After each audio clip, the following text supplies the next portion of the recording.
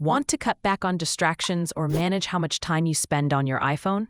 With iOS 26, the screen time feature lets you schedule downtime, set app limits, and even choose which contacts or apps are always allowed. Let me show you how to set it all up. Let's start to set a downtime schedule. Downtime blocks apps and notifications for periods when you want time away from your device.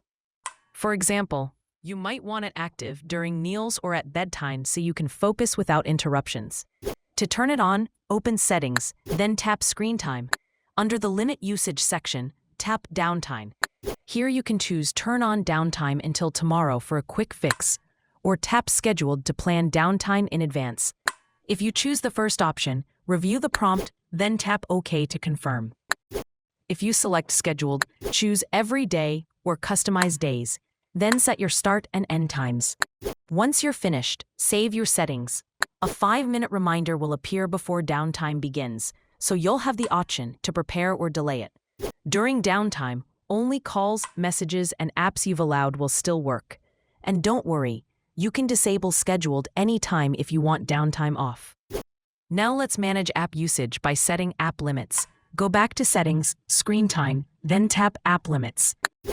Tap Add Limit, then choose one or more app categories. If you want limits for specific apps, tap a category to view all apps inside, then pick the ones you want.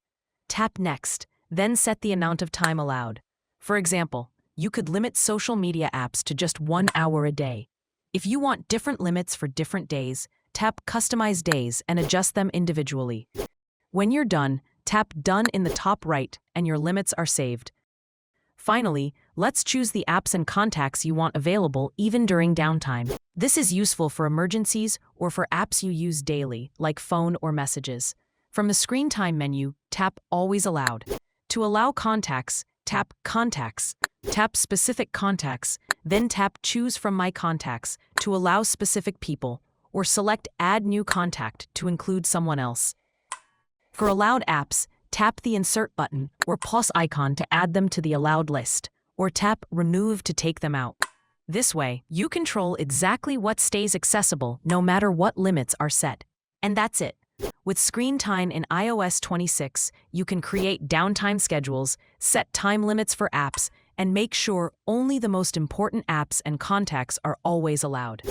If you're setting this up for kids, use a Screen Time passcode so they can't change the settings without your approval. If this video helped you manage your screen time, give it a like and check out my other iOS 26 tutorials for more smart iPhone tips. Thanks for watching.